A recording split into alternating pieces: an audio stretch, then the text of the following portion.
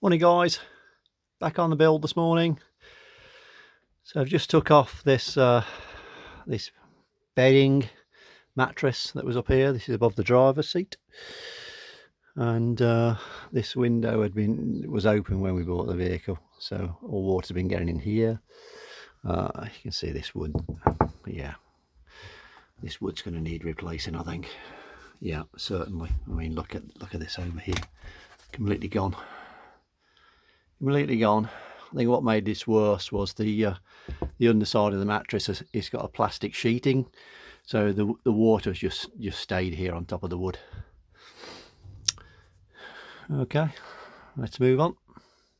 Next job, we're going to get these chairs out. I said in the previous video, we're not sure what we're going to do with these yet, so we're just going to keep them safe in the garage for now. Looks fairly simple, just in amongst the crud. Looks like there's some bolts here. It's like 4 bolts to get them out, so we'll have a go at that now.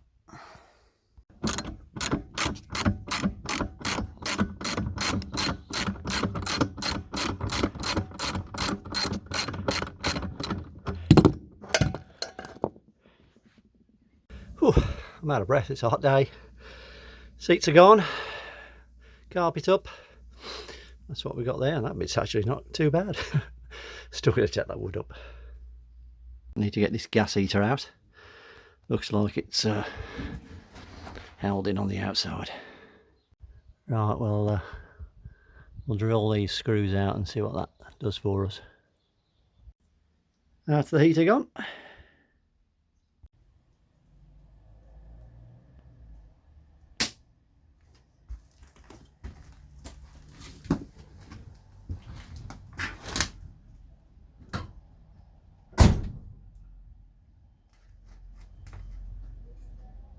All the boarding's coming off, and all the old insulation from the ceiling, which was soaking wet, that's all coming off as well. These roof lights are going to go for the moment. We'll seal them over and decide what we're going to do with those later. And one huge hole where the air conditioning unit was, which must have been 40-50 kilos. Guys, I wanted to get a bit of video of this because I'm not sure if I've even mentioned this in a previous video. One of the problems with the motorhome is the prop shaft has snapped, or the yokes are snapped at both the front and the rear. I'll get a close up and show you. Yeah. So that's fine on the gearbox, no problem with that yoke on the gearbox, and equally no problem with the one on the prop shaft.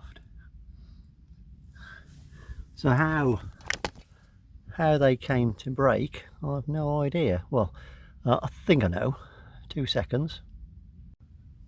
So we know the centre bearing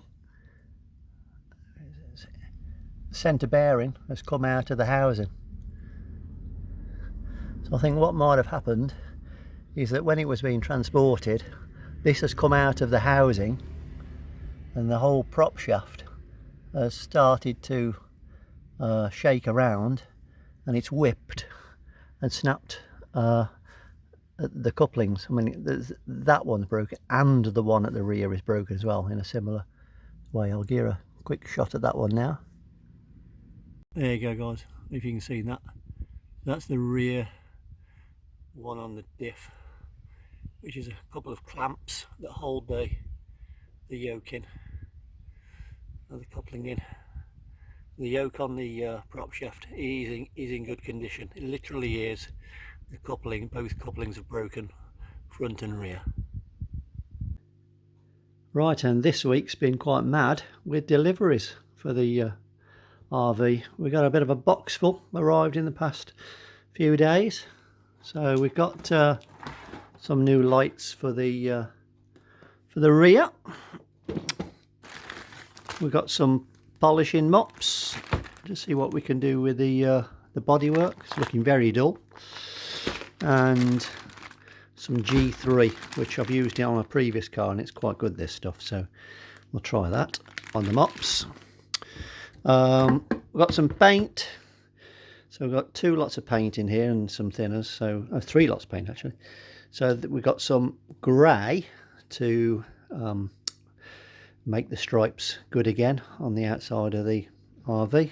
So some grey and some burgundy, and the grey we've used a classic car grey, Grampian grey I think it is.